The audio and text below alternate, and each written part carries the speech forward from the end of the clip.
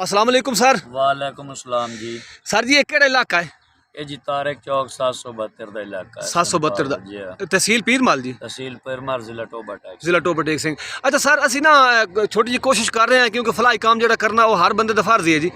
ਤੇ ਅਸੀਂ ਇਹ ਨਾ ਥੋੜਾ ਜਿਹਾ ਕਰ ਰਹੇ ਹਾਂ ਬੰਦ ਦੇ ਹਵਾਲੇ ਨਾਲ। ਕੋਈ ਸਾਨੂੰ ਖਬਰ ਮਿਲੀ ਹੈ ਬੰਦ ਕਾਫੀ ਜਗ੍ਹਾ ਤੋਂ ਫ੍ਰੈਕਚਰ ਹੈ ਤੇ ਖੁੱਡਾ ਛੁੱਡਾ ਤੇ ਖੱਡੇ ਵਿੱਚ ਪਏ ਹੋਣ। ਇਹ ਗੱਲ ਸੱਚੀ है जी? बिल्कुल तो सही आगे भी सरता। ये देखें जी, ये इस बंद जो है, इस बंद हम इसको बोलते हैं। इसके अंदर गीदड़ वगैरह ने यहाँ पे बहुत बड़े बड़े सुराख किए हुए हैं, जिसकी वजह से पानी जब यहाँ से बहना स्टार्ट करेगा तो वो हर चीज़ को बहा के साथ ले जाएगा।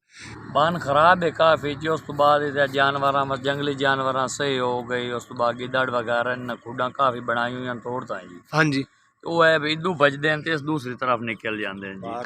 हाँ जी बिल्कुल। वेखो ना जी, भाई चलो ये रावी का इलाका तो रावी का है ना। हाँ जी ये नाल वाले इलाके में खतरा जी, काफ़ी खतरा जी। जी बिल्कुल।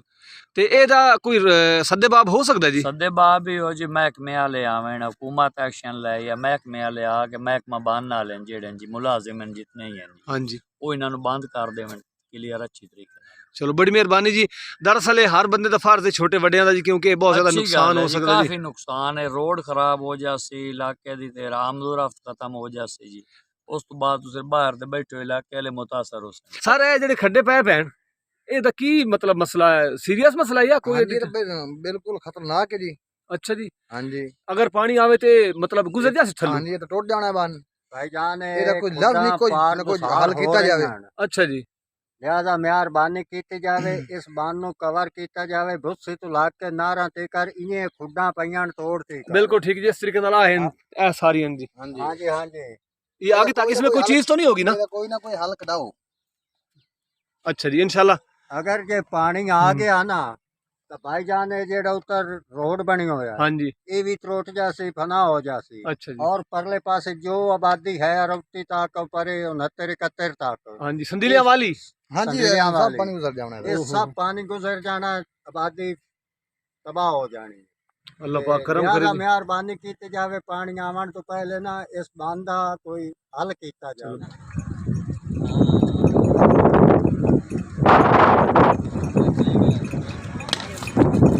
चाचा जी की हाल है? अल्हम्दुलिल्लाह, शुक्र। आवाम बड़ी परेशान है जी सैलाब ਦੀ ਵਜ੍ਹਾ ਤੋਂ।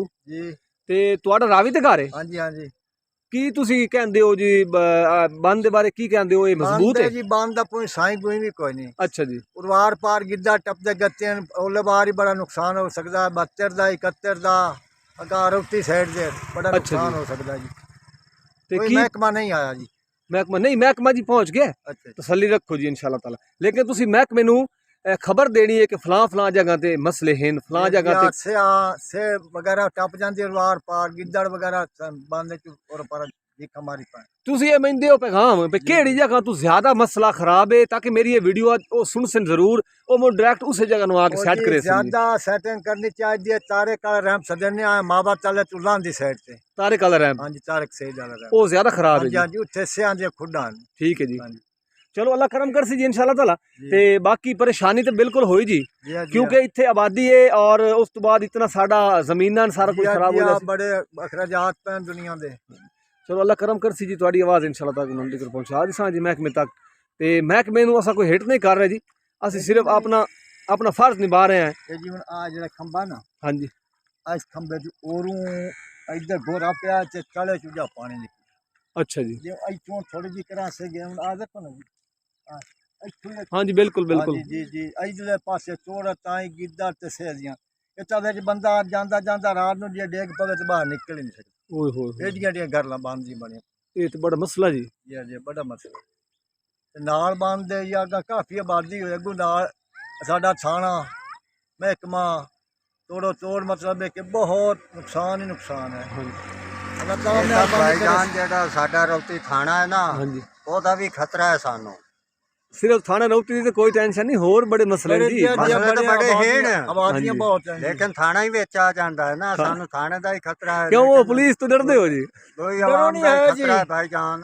ਹਾਂਜੀ, ਜੀ ਆ, ਜੀ ਆ। ਚਲੋ ਤੁਹਾਡਾ ਰਾਣਾ ਸਾਹਿਬ ਅਸੀਂ- ਪੈਗਾਮ ਥਾਣੇ ਤੋੜੀ ਪਹੁੰਚਾ ਦਿਸਾਂ ਭਾਈ, ਅਸੀਂ ਥਾਣੇ ਵਾਲੇ ਕਿਤੇ request ਸਾਈਡ ਤੇ ਹੋ ਜਾਓ। ਅਸੀਂ ਇਹ ਰਿਕੁਐਸਟ ਕਰਨੇ ਆ, ਹਾਂਜੀ, मेहरबानी करो। ਮਿਹਰਬਾਨੀ ਕੀਤੀ ਜਾਵੇ, ਇਸ ਬੰਨ ਦੀ ਜਲਦੀ ਮੁਰੰਮਤ ਮੁਰੰਮਤ ਕੀਤੀ ਹੋ ਜਾਵੇ चलो पानी ठीक आवे हो ਜੇ गया। ਸ਼ਾਹ ਤੋਂ ਲਾ ਕੇ ਤੋੜ ਨਾ ਰਹਤੀ ना रहते ते अगर अल्लाह ना करे आ जावे दूसरा सलाब आ जावे अल्लाह ना करे हाँ ते जी, तू हाँ किधर जा से ਕੌਣ अल्लाह ਮੈਂ वारिस मोड़ ਉਹ ਮੇਰਾ ਬਾਬ ਅੱਲਾ ਵਾਰਿਸ ਅੱਲਾ ਮੈਂ ਵਾਰਿਸ ਕਿਸੇ ਹੈ ਝਾੜੀ ਮੋੜ। ਤੇ ਚਾੜ ਬਾਹਰ ਸਾਂ हाँ सन तेरा ज्यादा खतरा ना रहना ਤੇ ਜੇ ਲੋੜੀ ਕਿਉਂ ਤਾਂ ਹੁਣ ਮੇਰੇ 4 ਪੁੱਤਰ ਹਨ ਪਿੱਛੂ ਹੈ ਬਾਲਾ ਨਾਲ ते बेगम हाँ? बेगम ਬੇਗਮ ਪਤਾ ਮੈਂ ਰੋਜੇ ਲੋੜ ਵਈ अल्लाह मेहरबानी चलो करे से। आप दुआ करो जी अल्लाह पाक करम अल्लाह करे सोना मेहरबानी ओके ये देखें जी ये बहुत नुकसानदेह चीज़ है इतने बड़े जो गड्ढे पड़े हुए हैं जिसकी वजह से जब पानी आएगा तो बहुत ज़्यादा ये नुकसान हो सकता है बंद टूटेगा तो यहाँ पे जितनी आबादी है इसके नीचे वो बहुत ज़्यादा मुतासर होगी सर ये जो हम सुन रहे हैं कि सैलाब आ रहा है जी जी इंडिया पानी छोड़ रहा है तो ਬਿਲਕੁਲ ਅਸੀਂ ਵੀ ਸੁਣ ਰਹੇ ਹਾਂ ਜੀ 2 ਲੱਖ ਪਾਣੀ ਆ ਰਿਹਾ ਰਾਵੀ ਜੀ।